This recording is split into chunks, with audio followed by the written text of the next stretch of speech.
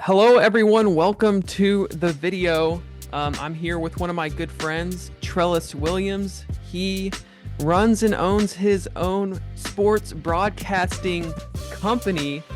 I don't want to sit here and explain it for him. So, Trellis, why don't you just introduce yourself and kind of talk a little bit about what your business does? Yeah, thank you, Chris. So I'm Trellis Williams. I've got the TSJW network. That's my sports broadcasting business.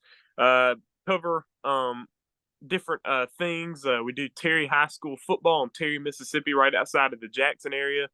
We also do homeschool basketball for the whole Mid South region. So that's mostly Mississippi, but it also dips into Louisiana as well. Uh, we also cover closely the Muddy River Counselors, which is a homeschool basketball team in this Jackson area. We also do some Tougaloo College stuff, which is a college in North Jackson, and so we cover a lot of different things. We do shows, we do game broadcasting. So I'm a play-by-play announcer, so I do play-by-play broadcast. I also anchor shows, do a lot of interviews and things like that. So and I'm open for new business as well. So work with people on making little highlight reels, doing little mini documentaries and things like that. Yeah, man. And those of you that don't know, Trellis and I have known each other since freshman year of college, and we Yeah, always had the entrepreneurship bug. Um, yeah, Specifically when it came to making content. We both kind of took our different paths. Um, and I just remember hearing you talk about this broadcasting company that you were starting for yeah, homeschool sports, and I was like, bro, what? Like, I have never heard of that before. Talk about first mover advantage. Like, literally yeah, have never heard of someone doing that. And I remember you would have all your college projects. A lot of it was centered around the business that you were trying to build. You're yeah, like, I'm doing this now. Why don't I just talk about it during school? So yeah. I was kind of there in the beginning stages. Obviously, I wasn't there every step of the way. But how did you even get started doing that? What inspired you? Just yeah, how did that start for you? Yeah, so yeah, Chris is just at that same period of time. So going to college my freshman year. So I was on the basketball team there at MC, just like you were on the football team. So that was another thing that we had in common. We're student athletes, and so but that first year, I was redshirted, so I wasn't playing or anything. And so I was able to have some freedom to go out and I would just film these games. So these homeschool games, I would just go and I would video them. I did a scoreboard and I videoed them, and I kept them on my website. So I built this website over the first 3 months of college. Just spent all the free time I could building this website, trying to teach myself how to build a website, and I was finally able to have it looking at least decently, looking like I wanted it to look. And Mm-hmm. then I was selling these games, these videos on the website. And so that's what I did the first year. And then, COVID hit. And during COVID, I was able to figure out how to, like, the basic equipment to hook audio into an iPad so that when I videoed those games, I also could do audio and I could actually announce the games.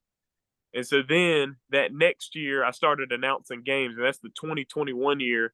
And it was COVID, so we were like on quarantine a lot. I mean, on quarantine even when I didn't have COVID. So I was able to go out and do some of these games, and and then I ended up leaving the basketball team between my sophomore and junior year, and that's really when I was able to kind of take off with it and actually make it be a stream of income because I didn't make any income on it until 2 years in. And I mean, like any real income, I was losing money basically the first 2 years, but I was, you know, Mm. that junior year I was able to partner with the conference, the basketball conference league, and then my senior year of college, I was finally able to get the deal with Terry, and so I've been doing that for 2 years, and I've been doing play by play broadcasting for 4 years. So yeah, man, and so then I was able to do a little bit of Tougaloo this past year, and so I've got some good relationships there as well. Yeah, thanks for sharing. Would you mind going into a little more detail? It seemed like a significant part of that story was your decision to stop playing college sports. I'm sure like a lot of the people watching, my videos are athletes who are either in high school or college, and maybe they have like this business idea that they want to pursue, and it's really hard to decide like, do I go half and half here where I play sports and try and balance this, or do I go all in on this business idea I have? I'm sure that was a hard choice for you. I know you said it was during the lockdowns. Um, but like, yeah, could you talk about that a little bit more and how you decided to make that decision? Yeah, it was definitely a difficult decision because I've been playing basketball since I was, 5 years old. So, um, and I continued to play basketball. I still play basketball all the time. But what actually happened, I was actually balancing this already because I was thinking about maybe transferring from MC because there was a lot of there's just a lot of interesting stuff going on with the basketball program, and but I was also thinking about possibly just stopping the basketball and focusing on the network, and then I ended up hurting my ankle. And so I Mm, felt like that and the ankle injury was pretty rough too. And so I yeah. felt like that was the leading of the Lord to, change Mm, my focus there. And so then I right. went ahead. I mean, I rehabbed and everything and tried to come back and all that, but like, um, I mean, I didn't actually come back, but like I was getting ready to come back, but then I just decided to move in a different direction. And I was Mm-hmm. able to get healthy again, and I still play basketball all the time. But um, but I thought it was a good choice for me. But when I made the choice, I was able to kind of help myself make the choice by telling myself, okay, this is just temporary. I might just take a year off, and I Right. might try to reevaluate after a year. But you know, Mm-hmm. I uh, I did reevaluate, and I was good with what I was doing. And I wanted to pursue it further. Yeah. Yeah. Thanks for sharing, man. Yeah, Um, yeah, that's an incredible story, and you're still living it out. I know we're still yeah, both trying to figure it out. yeah, Um, yeah, for sure. Yeah, yeah. You mentioned how the Lord kind of you felt like he directed you in a yeah. certain direction. How has your relationship with God kind of helped lead you to where you are now? Um, well, I try to pray about all things and consult with the Lord on my decisions.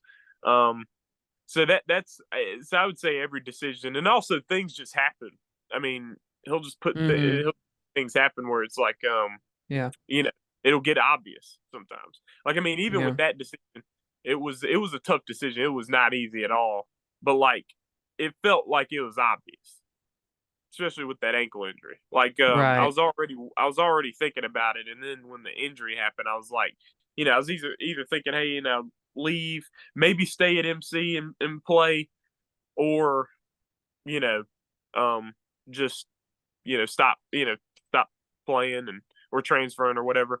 And and with the ankle injury, that already knocked out I mean, because the transferring, I mean, that was not a good time to transfer. I was damaged goods. It's not not healthy. Um, and then also going back to the team would have just been an uphill battle too. I wouldn't have been ready by the time the beginning, so I would have sat on the bench again. Because Mm. I wasn't ready to play. I would have barely been ready to play for the season. So I was just like, I just felt like if I'm wondering what to do, then this is probably a good indicator. Right. Yeah. Right.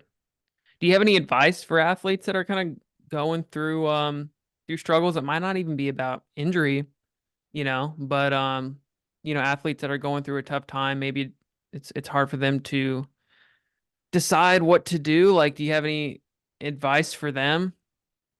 Yeah, yeah, I would just say pray about it and follow the Lord's leading because I mean, if you're starting like a business while you're in college, that doesn't mean you need to leave your team. That doesn't mean you need to stop playing Mm-hmm. because sometimes that experience is still could be good.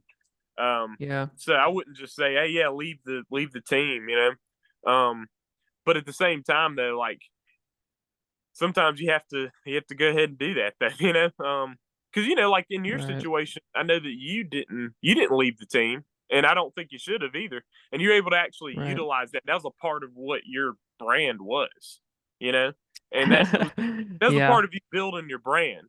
Like I never talked about me being a college athlete on any of my stuff, on any of the network stuff. Yeah. I just doing coverage. Whereas you were able to engage an audience and build an audience off of Mhm. being a student athlete, and that didn't. Not only did it not get in the way, it also boosted it. So like I wouldn't just say, "Hey, yeah, leave the team." I wouldn't say that at all. But I mean, but sometimes, um, in the position I was in, where, like, for instance, you have practices, you have two a days, you have all these kind of things that'll Mhm. get that. I mean, it's hard to, you can't get out of there. They'll keep Yeah. you there.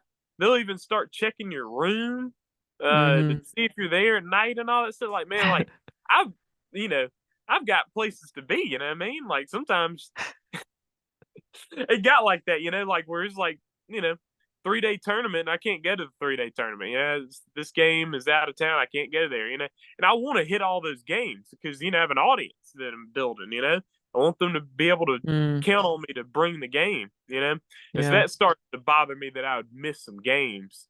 Um, and so then that's when I was like, hey, I can just go to all of them if I just, stay in college, but not be on the team, and especially after the injury. So, my situation was a specific situation. I wouldn't say just everybody needs to do that. Yeah. Yeah, everyone's situation's definitely different. Um, and yeah, it's funny. I did start making content in college, but I didn't really gain traction until I stopped playing football. How ironic Yeah, is that? yeah, I started making these short form videos of just kind of storytelling. I've gotten a lot of attention from Where Are They Now videos. yeah, Um, and I'm just now branching into long form. The newest video I made is The Fall and Rise of Jerry Judy. And yeah, it's those of you that don't know, he got traded to the Browns. And I'm just like, I think there's a story here. Everyone remembers Jerry Judy when he played for Alabama, and he, what did he do in the NFL up until this point? So yeah, hopefully that video does well. But um, I want to know more about this homeschool thing. Like, what are some of the differences between homeschool sports and, you know, playing for a public or private school? yeah. So there are some differences, but there are also like a lot of things that just aren't different at all. So like the homeschool sports scene is relatively new in comparison to the schools. So Hmm. this league that I do coverage for is called the MSAHA. They really got started with some of these teams like around 2007. Um, you know, so that's 17 years, which you feel like, okay, that's long enough to get established, but it's not long enough Right. to be. You're not. That's not a long time. Mm. Like we were both, alive and like, aware at that point in time. You know what I mean? So that's not that long. That's not that long of a time. But the thing is, though, is that the teams, they play good basketball. So it's actually good competitive basketball. Um, but it is relatively new. Now, if you're comparing public school and private school, so the public school scene, like if you get the biggest public schools, they've got so many kids to choose from, so many. Like if you get like a Clinton High School in Clinton, Mississippi, 7A public school, you got a lot of kids that you can pick that basketball team from, and so your team's going to be really good. You're going to have tall, you're going to have good shooters, you're going to have quick, you're going to have fast, you're going to have athletic, everything. You're going to have it all on that team because you have a lot to choose from. You cut good players from that team. You know, homeschool is different. A lot of the homeschool teams, pretty much all the homeschool teams, are you sign up and you're on the team. Now, there are a lot of kids that don't ever get in the game, so that happens too. So it's kind of like a self-select thing where it's like, okay, if you don't want to sit on the bench all the time, you might just not play. So there's that. But nobody's getting cut. Like nobody's like, I'm not good enough to even be on the team and wear the uniform. So you have a few teams at the top of the homeschool conference that are pretty good. Now, private schools are very similar, actually, in a lot of ways, because private schools, they don't have as much to choose from. So their schools are smaller and everything. Now, if you get these big private schools, they do recruiting. So they'll recruit guys. They'll see guys at a public school game. They'll recruit them and they'll amass their team together, almost like a college team. See, Mm-hmm. those teams end up being really good because they get to pick and choose their players. Homeschool doesn't do that because Right. homeschool doesn't provide you anything. Like, it provides you a sports experience, but like the parents have to go and educate your own children. You know what I mean? So it's not really something where it's like, oh yeah, we'll give you this. It's like you're not giving them anything other than you give them a sports experience, but they have to go and get educated. You know, and Right. so whereas a private school, it's like, hey, we have the school and everything here. You don't even have to pay to go, all that kind of stuff. So those private schools are at a high level. But if you're talking about the average public private school that just has their students come to the school and you pick between the students, homeschool's on that level because homeschool has students to choose from as well. Homeschooling's growing a lot. In the Jackson area, there's a lot of homeschoolers. I mean, there really are. And so it's not hard to build a basketball team. And when it comes to sports, football is the only thing that's not really thriving in homeschool. But you got to have a lot of football players and also a lot of liability and all that kind of stuff too, which is better to be backed by an institution. But other than that, I mean, every sport you can think of really that is played in Mississippi, homeschool has it. And so with me, I played basketball. I played homeschool basketball, and I knew that I wanted some coverage. I didn't get any media coverage when I was playing. Nobody streamed the games. Nobody was announcing the games, of course. But and I saw the stuff that Jackson Academy does, and I was like, man, it would be great to be able to do something like that, And they're at a really high level there at Jackson Academy, and they got a lot of money to put into it. They're at a really high level. Guy Brian Eubank, he does a really good job with that, but he has students helping him and everything. Mm-hmm. So I wanted to kind of build something like that and target the homeschool basketball community. And the homeschool basketball community, they really have responded well. They really love it. So it's kind of allowed the league to grow closer together because it covers a lot of ground, the entire state of Mississippi and Louisiana. So you're talking about a lot of ground is covered. And so these people actually know each other a lot better because of the network. And so I'm pretty happy about that. But homeschool basketball is good. It's good basketball. But obviously has limitations. We don't have our own gyms. We don't get to practice as much as the schools do. So you got your limitations, but when it comes to the athletes, I mean, it's just as good. Yeah, I would assume that people would think it's not. Yeah. You think of homeschool and it's like, I mean, I don't know much about basketball, but when I hear homeschool, I'm like, these kids are weird. Yeah. They don't get out. How are you going to make a good basketball team? But it Yeah. does not seem like that's the case. Yeah, man, it's a little different because now homeschool is they've got a prom, they've got different dances, they've got everything that you get in a high school experience, they have it, and they have a homeschool organization that does that. They've got graduation, they've got all this kind of stuff. So everybody has independent, is everybody's independent, so it's a little different, but Mm-hmm. but there is a social scene. And Right. so it's a little different than it used to be. Man, look, homeschool used to be more like the sports weren't very good at all. But I mean, you have to get somewhere. You have to come from somewhere. So it got started a certain way and it's grown really well. And also homeschooling's grown, especially since COVID, homeschooling spiked. Yeah. I'm trying to I appreciate you sharing that, Trellis. I'm trying to put my shoes in like my audience right now, and it's like if a college or high school athlete is watching this, Mhm. um, what we talked about this a little bit already, but in terms of advice, like if just like what advice would you give to a young college or high school athlete, you know, during their career, just like general advice, anything that you would say. Work on your game for sure. Because I don't know what sport we may be talking about, but I know in my particular situation with basketball, I just worked on my shot so much that it was just reliable. Like I could rely on my shot. that I would end up hitting some shots, and so I just worked on it all the time. It's been days where it's just like, getting 800 shots up in a day, Right. and so we're just, shooting, shooting, shooting. Um, and also shooting was a big part of my game, but I also worked on ball handling. I also worked on my passing and things like that as well as my defense. I tried to, uh, but uh, but with any sport you play, just you got to work on your game. I mean, Yeah. and if you work on it enough, uh, you'll you'll you'll do well. I mean, and then another thing that's cool too is that for me, I started really young. Like my dad worked with me on basketball when I was 5, so I had a head start.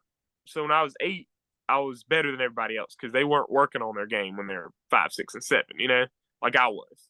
So it's like sometimes you get a head start when you're young like that, and that can really help you all the way through. So I know if I have a son, I'm gonna want to, put a ball in his hands when he's like, 3 or 4, just so, Mhm. not push him too hard, but like, just give him that opportunity to have that head start if he jumps on it. Yeah. Yeah. Um, we are getting cut here for time a little bit, so I want to end off with one last question. Um, normally I there's this podcast I listen to, and the question that they ask is, is where the success you've achieved, was it luck? Was it skill? What was it? And it feels a bit off for me to ask us that question because we're so young and it's like, bro, we've Yeah, got yeah. so much more. But I think you understand where I'm coming from. You know, um, you're working for a college now. Um, what wasn't really sure what you were going to be doing, but where you are now, what would you attribute that success to? Um, yeah, Well, see, that's the cool part about like free markets and like capitalism, is that you can actually like take your situation you're in. Everybody has a different situation they're in and different opportunities they have, you know. Um, but you can take advantage of your opportunities and kind of hit the gaps in the market. So like right. my situation, like for instance, you take yourself. If you wanted to do media for homeschool basketball, well, you would be in a disadvantageous position than I was. You know what I mean? Because I was involved in it. You know what I mean? Right. But like that's not what you were trying to do. You know what I mean? So it's like Mhm. but you found your you know gap to get into, and so that's the thing with me is that like yeah, I mean it definitely was not all me. Like I didn't create homeschool sports. So I was a big part of it, and I played it and all that kind of stuff, and I was one of I ended up winning the top player in the league my junior and senior year, so I was a big part of it. But like, it wasn't like that wasn't it. You know what I mean? The homeschool basketball existed before me. It exists after me, and it would exist without me. You know what I mean? So it's not like it's Yeah. something that it wasn't based on me. Um, but but I was able to take advantage of that situation and find the gap. But the thing is, though, is if I wouldn't have like assessed it and found the gap, then nothing would have happened. So it's Right. it's kind of like one of those things where it's like everybody. I feel like everybody has certain opportunities, you know, Yeah. but you just have to take advantage of your opportunities. Like people will talk about how it's unfair that some people get these big opportunities and some people don't and everything like that. And I mean, sure, Mhm. that'll happen, but like, I mean, you have your opportunities as well. Like Yeah. if you're talking about anybody, you have opportunities. Yeah, so just that's what I'm saying. Like, so whether it's luck or whatever, I mean, I don't really believe in luck particularly, but like, you know, I do think that it's built on your opportunities, but you have to take advantage of your opportunities. Yeah. I totally agree. I totally agree Yep. with that. Where can they follow you, Trellis? What socials, all that stuff. Now's the time. Yeah, so the YouTube channel I have is TSJW Network. TSJW Network. So if you go to that YouTube, you can find my stuff. Do a lot of broadcasts on there, basketball and football. Also, we do shows. Also, I do some things. I even make some music videos. So my brother, he goes by Mike Stingy. He has some music out, and it's on Mike the Stingy, let's go. that's right, Mike Stingy. He's on the YouTube there, so some good music there. And so I do a little Awesome. bit of that too. So I'll kind of jack of all trades on some of the media stuff. But then on Instagram, you can follow at TSJW Network. We kind of use X, not really a whole lot. Probably want to build that up a little bit more at TSJW Network there as well. And then the website's tsjwnetwork.net. So it's all TSJW Network. So that's and then I guess my personal Instagram's at True by Ramian. So I guess if you want to follow that as well, that'd be all right. So yeah. Awesome. All those will be linked down below. That's all I have for you guys. Thank you for watching today's video. I hope Trellis Williams was able to help you athletes or whoever's watching this. Psh, uh, I hope his story inspired you. It definitely inspired me, and we're definitely learning together. So yeah, guys, that's gonna wrap it up for today's. I don't even know what you want to call it, but Trellis, thank you for joining us today in this call, and I'm sure I'll see you soon since you don't live too far. Yeah, for sure, man. I appreciate you having me on, Chris, for sure. Yeah, definitely, man. All right, we will see you guys later. Thank you for watching, Trellis. It was good talking to you. Yep, for sure.